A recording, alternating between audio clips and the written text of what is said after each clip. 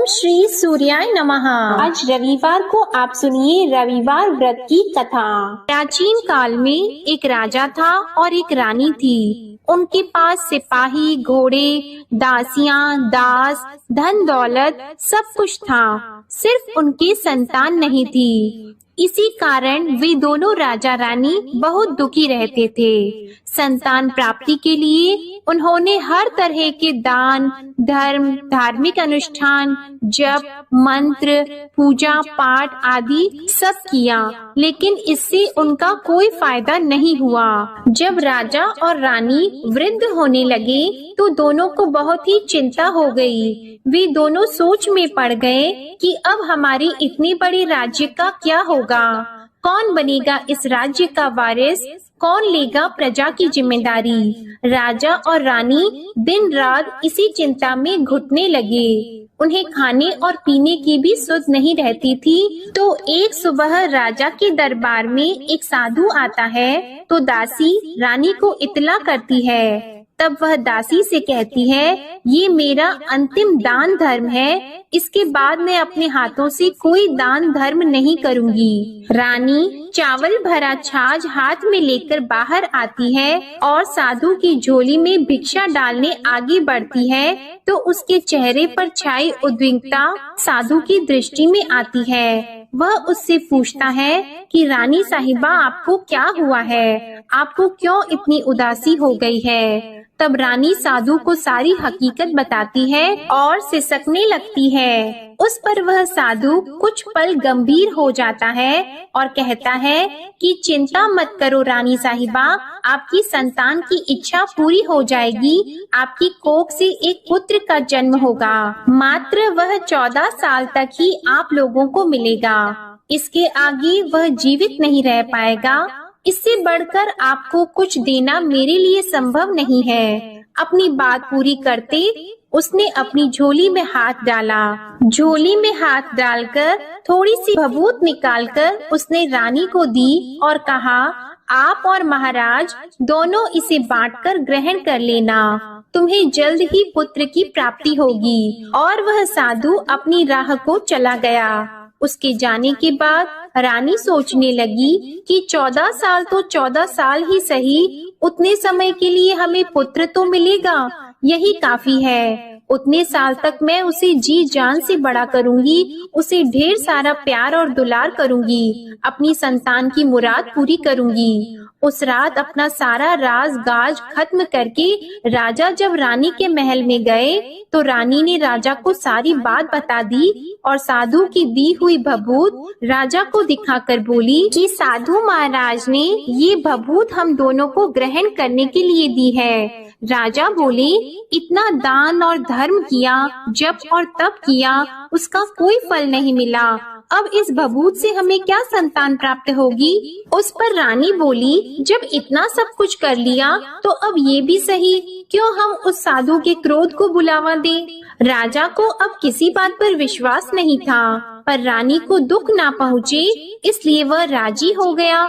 और राजा रानी दोनों नहाते धोते हैं, फिर अपने भगवान का नाम का स्मरण करते हैं, अपने पुरखों को स्मरण करते हैं और उस साधु महाराज का नाम स्मरण करके वह भभूत बांटकर दोनों खाते हैं। उसके बाद दोनों निश्चित होकर सो जाते हैं। तो कुछ दिन गुजर जाते हैं और साधु द्वारा कहे अनुसार रानी गर्भवती हो जाती है। उस पर राजा और रानी दोनों की खुशी गगन में नहीं समाती। राजा रानी से बोलते हैं, महारानी सचमुच साधु महाराज की कृपा हो गई। तो 9 महीने बाद रानी ने एक सुंदर पुत्र को जन्म दिया। राजा ने बड़ी धूमधाम से पुत्र का नामकरण किया। सारे राज्य में 8 दिन तक अनशन तर्पण रखा, उत्सव मनाया गया। आप पुत्र की कुंडली देखने के लिए राज्य के सबसे विद्वान पंडित जी को बुलाया गया। जो कुंडली देखकर पंडित जी बड़े चिंतित हो गए, कहने लगे, महाराज हमारा राजपुत्र सिर्फ 14 साल तक हमारे पास रहेगा। राजा को इस बात की भनक तो थी ही, रानी को भी साधु महाराज की बात याद थी। दोनों चुप रह जाते हैं। उसके बाद राजा और रानी बड़े प्यार से बेटे की परवरिश करते हैं, उसकी हर ख्वाहिश पूरी करते हैं और थोड़े समय के लिए ही सही भगवान ने संतान की अपनी मुराद पूरी कर ली। इससे वे समाधान मानते हैं। राजपुत्र दिन प्रतिदिन बड़ा होता है। जब वह 7 साल का हो जाता है तो राजा एक अच्छे गुरु की नियुक्ति करके उसे पढ़ाई लिखाई, घुड़सवारी आदि 12 विद्याओं का शिक्षण देते हैं। जब वह सब शास्त्र विद्या में पारंगत हो जाता है और 12 साल की उम्र का हो जाता है, तब एक अच्छी सी राजकन्या खोजकर उसकी शादी करा देते हैं। तो 2 और साल बीत जाते हैं। बेटा 14 साल का हो जाता है। एक दिन राजपुत्र राजा से बोलता है, पिताजी, मैं अपना सारा राज्य घूमकर देखना चाहता हूँ। आज तक मैंने सिर्फ इस रजवाड़े के अतिरिक्त कुछ देखा नहीं है। बेटे की बात सुनकर राजा चिंतित हो जाते हैं, क्योंकि पुत्र को 14वां साल शुरू हुआ ही था। अब कोई अनहोनी होने का वक्त नजदीक आ पहुंचा था, लेकिन राजा यह सब बातें पुत्र को बता नहीं सकता था। राजा अपने चेहरे पर खुशी लाकर बेटे से कहता है कि हाँ, जरूर जाओ बेटा, तुम्हें अपना सारा राज्य घूमकर देखना चाहिए। कहाँ क्या है ये सब जानना चाहिए। कल मेरे बाद तुम ही को तो राजा बनना है। मात्र एक बात का ध्यान रखें, तुम जहाँ जा रहे हो, क्या कर रहे हो, ये बात अपनी पत्नी को नहीं बताना। पुत्र कहता है, ठीक है पिताजी, आपने जो कहा है मैं वैसा ही करूँगा। राजपुत्र दिन भर अपनी पत्नी के साथ रहता है, खुशियाँ मनाता है और रात को 12 बजे वह उठकर बाहर चला जाता है। फिर सुबह होने से पहले वापस अपने महल में आकर सो जाता है। ऐसा बहुत दिनों तक चलता रहा और पुत्र का 14वां साल खत्म होने में कुछ ही दिन बाकी रहे थे। इतने में उसकी पत्नी यानी छोटी रानी रात में जाग जाती है। वह देखती है कि बिस्तर पर राजपुत्र नहीं है। वह महल में सब जगह देखती है तो राजपुत्र कहीं भी नजर नहीं आते।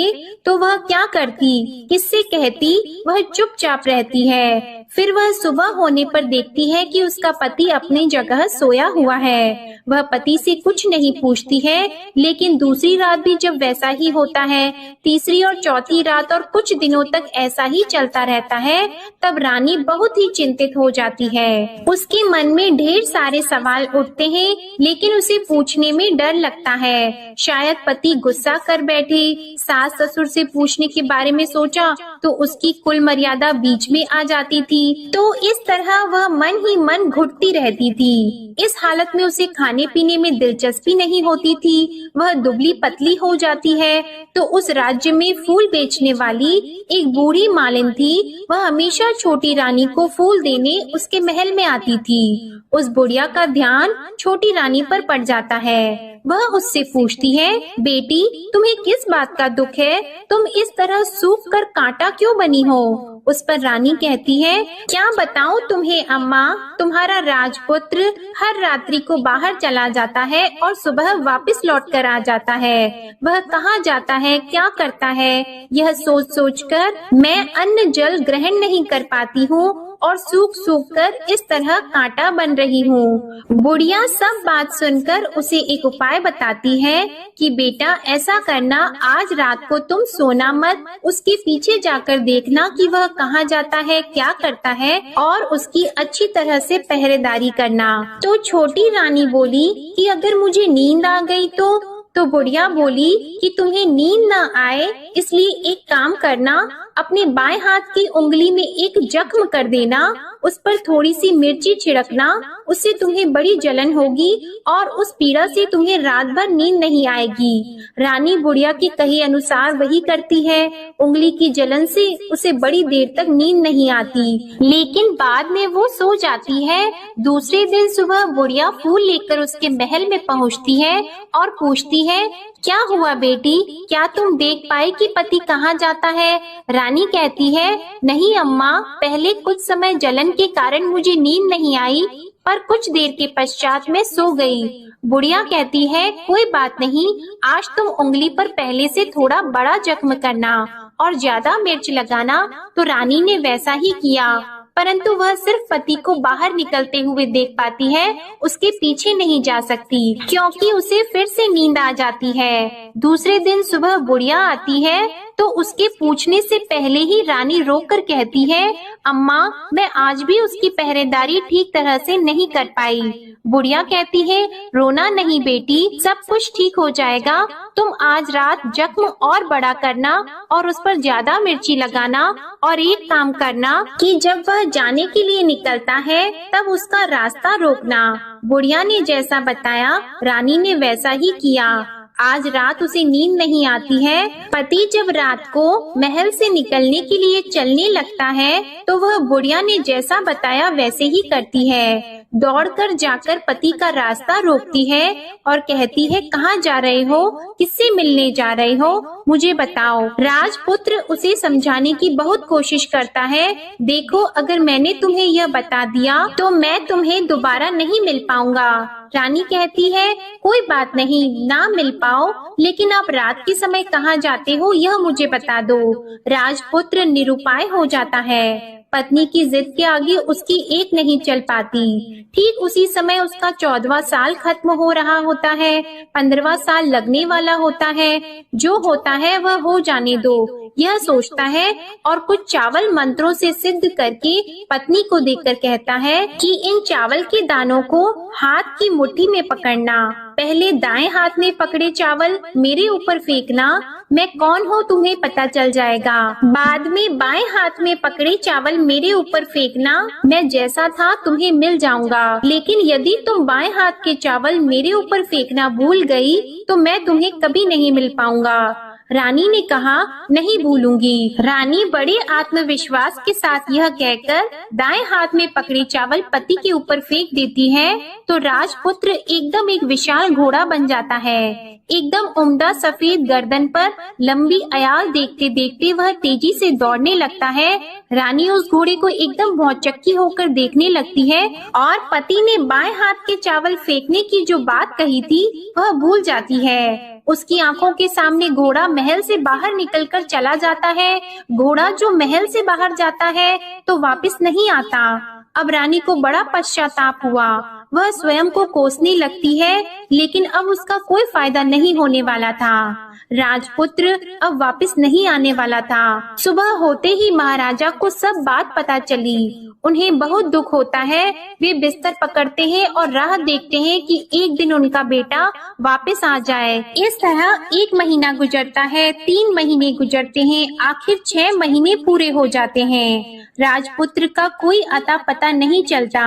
प्रधान राजपुत्र को ढूंढने के लिए राज्य के गांव-गांव सिपाही भेजता है, लेकिन उन्हें कोई सफलता नहीं मिलती। इधर रानी अपनी हठ के कारण पति गायब हो गया है, ये सोचकर स्वयं को मन ही मन कोसती है और प्रण लेती है कि कुछ भी करके पति को ढूंढ कर लाएगी और उसे वापस घर लेकर आएगी। एक दिन सुबह उठकर सास ससुर के महल में जाती है और कहती है कि मैं अपने पति की खोज में जा रही हूँ। महाराजा को और क्या चाहिए था, कुछ भी करके उनका बेटा उन्हें वापस मिलने चाहिए था। वे बहू को जाने की अनुमति देकर कहने लगे, बेटी तुम्हें जो चाहे वह करो, जहाँ जाना है वहाँ जाओ, लेकिन हमारे बेटे को वापस लेकर आओ। अब रानी अपना शाही भेष बदलकर एक सेठानी बन जाती है।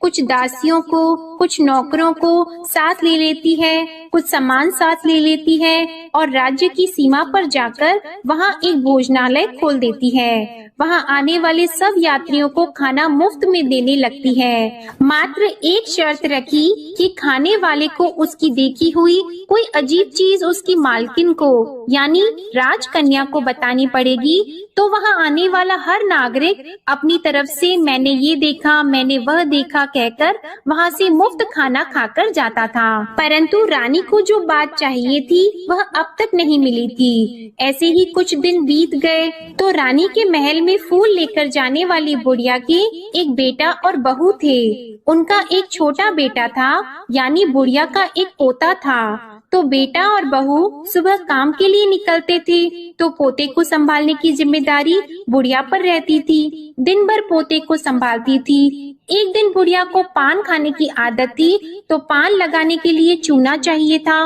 वह उसे तैयार करने के लिए सीपी लेकर आई।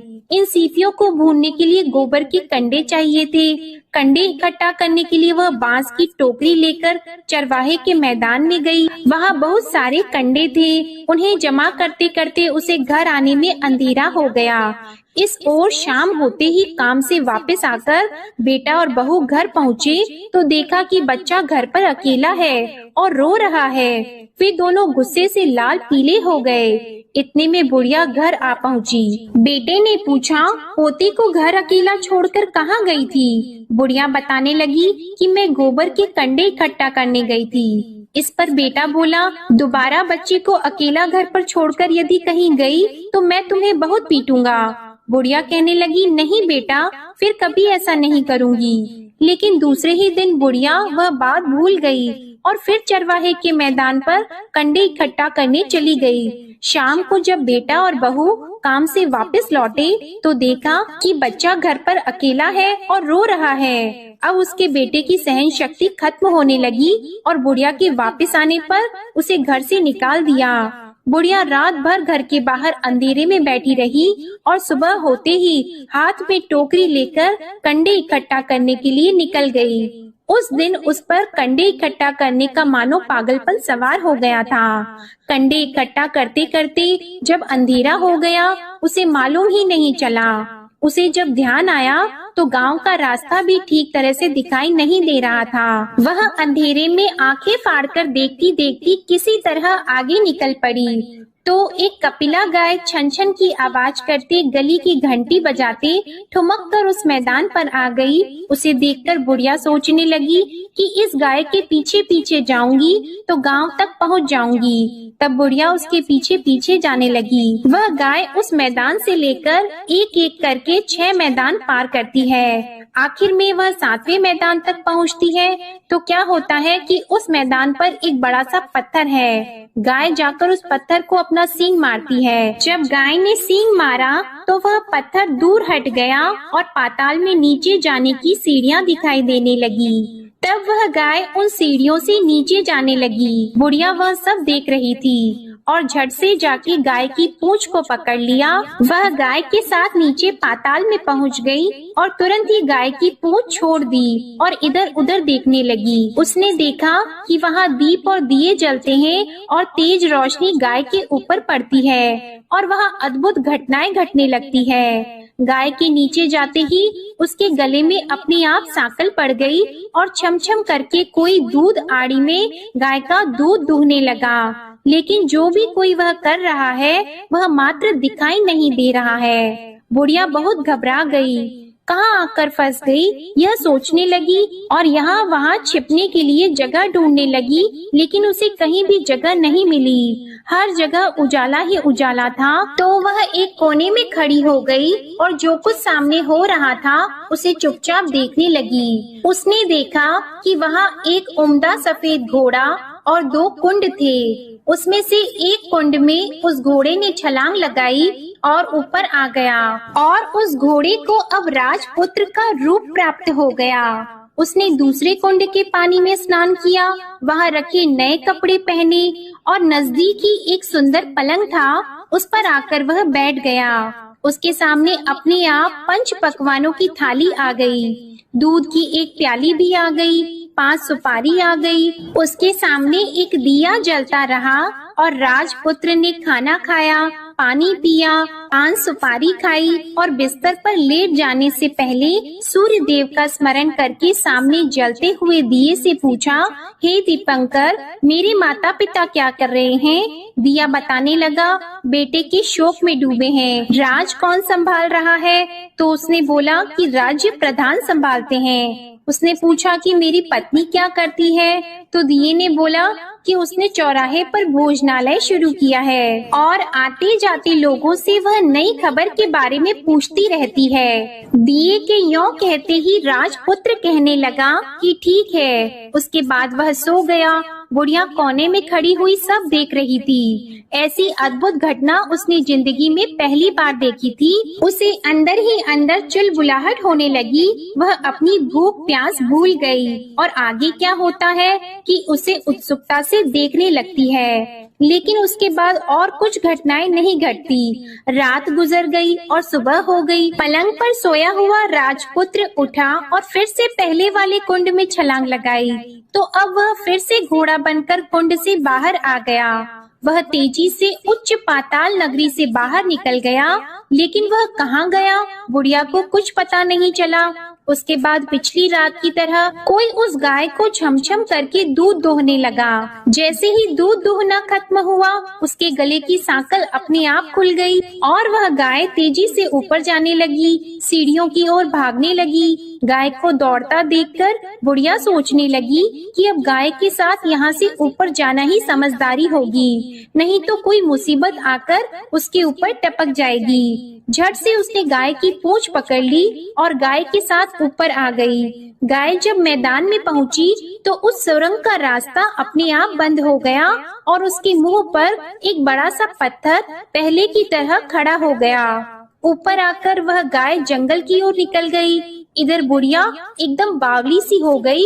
उसने पाताल नगरी में जो कुछ देखा था वह जल्द से जल्द किसी को बताने के लिए उतावली हो गई। उसे एकदम याद आया कि नगर की सीमा पार कोई औरत भोजनालय चलाती है और नई बात बताने वालों को अच्छा खाना पीना मुफ्त में देती है। वह सोचने लगी कि क्यों न मैं ये बात उस औरत को जाकर बताऊं।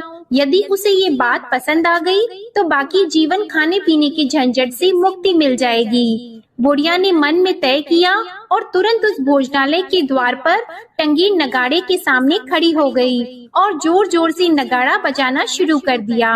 नगाड़े का इस तरह शोर सुनकर मालकिन यानी छोटी रानी मन में प्रसन्न हो जाती है कि शायद कोई बड़ी बात लेकर यहाँ आया है। रानी सिपाहियों को आदेश देती है, जाइए और जो कोई आया है उसकी अच्छी तरह खातिरदारी कीजिए। आदेश पाते ही सिपाही नीचे दौड़ गए तो एक बुढ़िया नगाड़ा बजा रही थी। उन्होंने पूछा, क्यों नहीं बुढ़िया, क्या हुआ, क्यों नगाड़ा बजा रही हो? बुढ़िया बोली, कुछ नहीं बेटा, यहाँ खाना मिलता है ना, इसलिए आई हूँ। खाना चाहिए मिलेगा, लेकिन तुझे कोई नई बात बतानी पड़ेगी। हाँ बताऊंगी, एक बात मालूम है मुझे।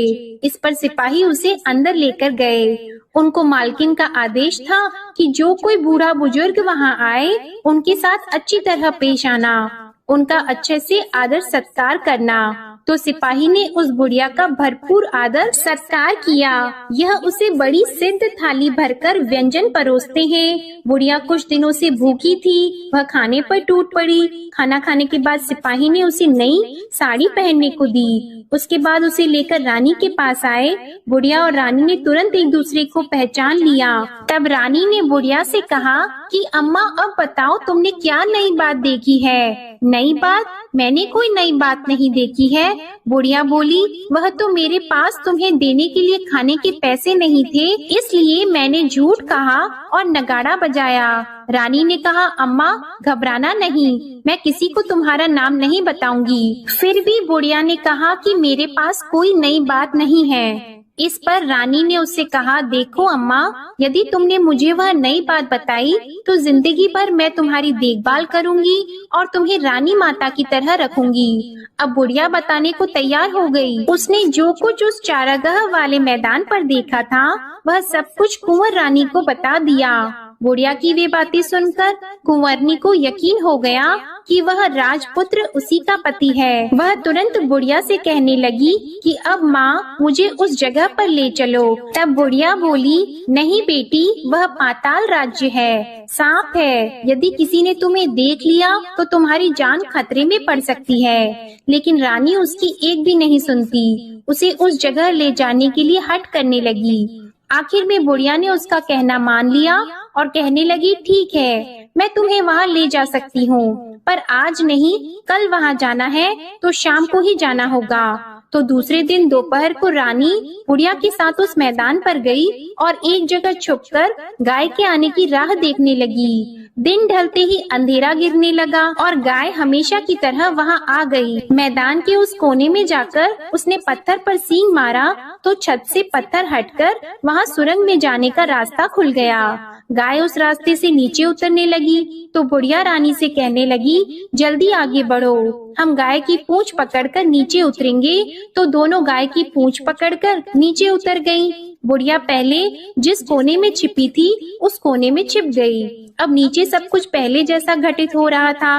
गाय के गले में अपने आप सांकल पड़ गई। कोई अदृश्य रूप से उसका दूध दोहने लगा। एक सफेद उम्दे घोड़े ने आकर एक कुंड में छलांग लगाई तो राजपुत्र के रूप में ऊपर आया। वह राजपुत्र दूसरे कुंड में नहाने लगा। बाद में उसके सामने खाने की थाली आ गई, दूध की प्याली आ गई, पान का बीड़ा आ गया।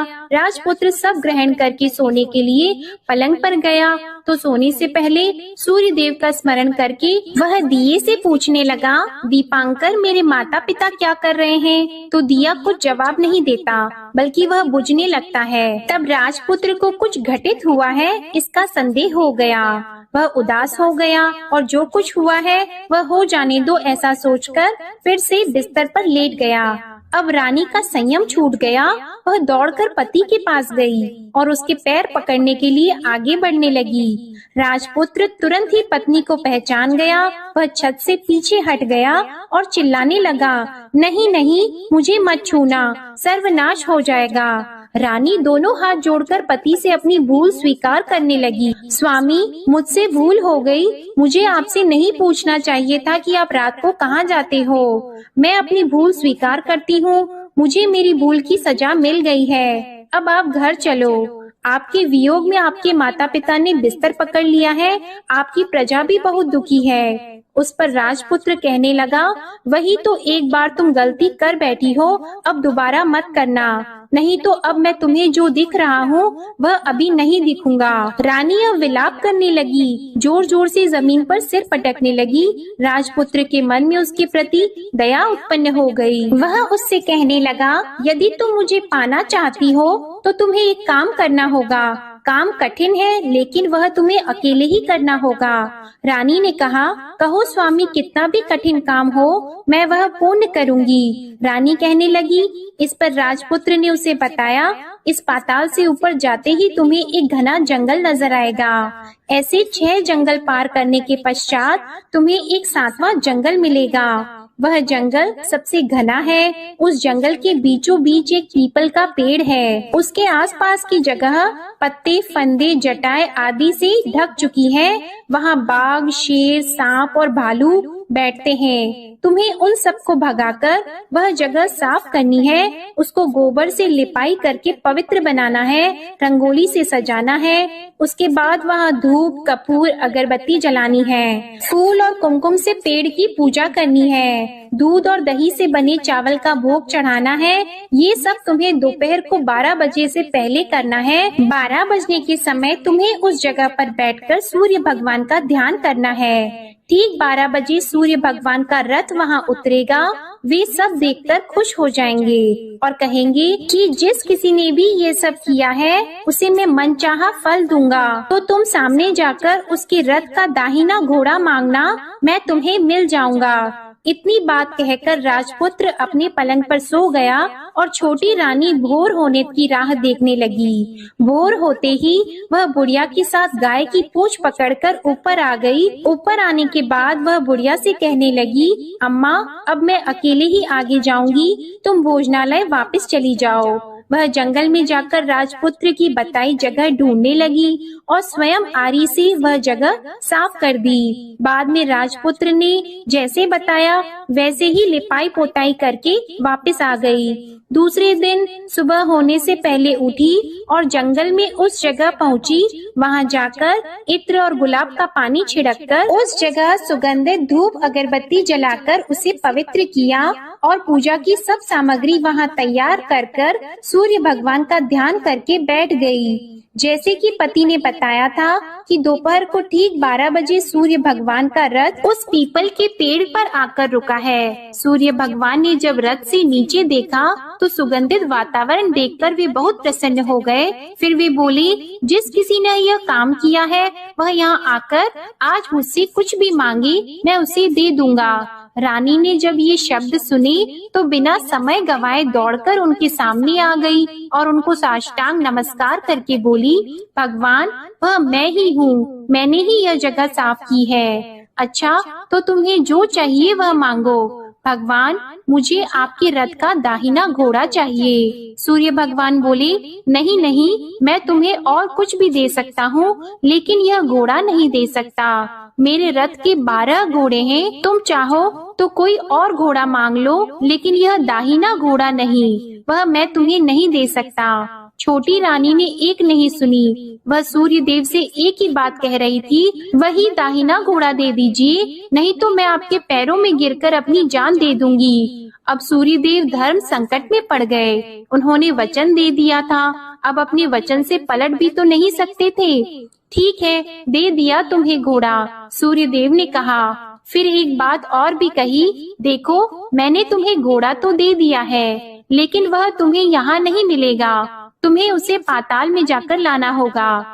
रानी बोली, पाताल में ही क्यों भगवान, मैं उन्हें पाने के लिए कहीं भी जा सकती हूँ। रानी को वचन देकर सूर्य देव अपने मार्ग को चले गए और इधर रानी जंगल से अपने भोजनालय में आ गई। फिर वह बुढ़िया को लेकर उस मैदान पर आ गई और जल्दी ही शाम हो गई। शाम होते ही वहाँ वह गाय आ गई और उसने सींग मारकर सुरंग का पत्थर हटाया और नीचे उतरने लगी। रानी और बुढ़िया जल्दी जल्दी उसकी पूंछ पकड़कर नीचे उतर गईं। नीचे पाताल में सब घटनाएं पहले की तरह ही घटने लगी। घोड़े का एक कुंड में नहाकर राजपुत्र बन जाना, नहा धोकर पलंग पर जाकर बैठना, तो उसे खाने की थाली, दूध की प्याली आना, पान का बीड़ा आना। लेकिन आज एक नई बात घटी। आज 2-2 थाली, 2-2 दूध की प्याली और 2-2 पान के बीड़े उसके सामने आए। वह कुछ नहीं बोला। अपने हिस्से की थाली खाकर, दूध पीकर और पान का बीड़ा चबाकर वह सोने चला गया और हमेशा की तरह दिए से पूछने लगा, दिए दिए दीपंकर, मेरे माता पिता क्या करते हैं? दिए ने बताया, वे दोनों तुम्हारे शोक में मरने की स्थिति में पहुंच गए हैं। ऐसा? झट से उसकी आंखों में आंसू टपकने लगे। फिर वह पूछने लगा, दिए दिए दीपंकर, मेरा राज्य कौन चला रहा है? तुम्हारा राज्य प्रधान चला रहा है और वह सब कुछ हड़प चुका है। वह प्रजा पर बहुत अत्याचार कर रहा है। यह सुनकर राजपुत्र को बहुत गुस्सा आया। वह गुस्से से अपनी मुट्ठी भींचने लगा। अब वह पूछने लगा, दिए दिए दीपंकर, मेरी पत्नी क्या कर रही है? अब दिया कुछ नहीं बोला और चुप रहा। अब रानी का संयम जवाब दे गया। वह दौड़कर पति के गले लग गई। अब मैं तुम्हें मिल गया। राजपुत्र कहने लगा, सच कहते हो? अब आप फिर से घोड़ा तो नहीं बनोगे ना? नहीं, दोबारा घोड़ा नहीं बनूंगा। तुमने जो इतने सारे कष्ट उठाए हैं मुझे पाने के लिए, इसलिए सूर्य देव ने मुझे सदा के लिए घोड़े के जन्म से मुक्त कर दिया है।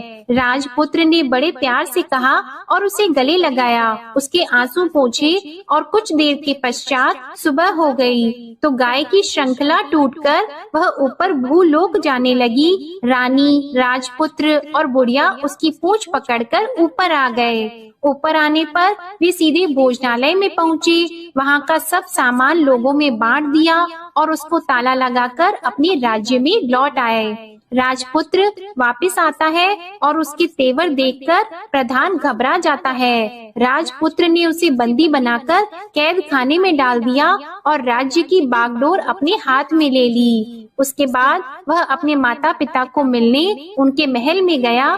तब राजपुत्र क्या देखता है कि उसके माता पिता उसके शोक में अस्थि पंजर बने हुए हैं। पुत्र को वापस आया देखकर मरणासन राजा रानी की आंखों से टप टप आंसू बहने लगे। इन दोनों ने पुत्र को गले लगा लिया, उसे प्यार से सहलाया और इतना होने के बाद उनकी सेहत में एकदम सुधार आने लगा। वे अब बिस्तर से उठकर बैठ गए हैं, पुत्र को आशीर्वाद देने लगे हैं। राजपुत्र के आने की खबर तुरंत ही राज्य में फैल गई। प्रजा खुशी से फूली नहीं समाई। प्रजाजन राजमहल के सामने इकट्ठा हो गए। राजपुत्र ने भी उन्हें दर्शन दिए और आज से उन्हें कोई दुख नहीं पहुंचाएगा, ऐसा वचन भी दिया।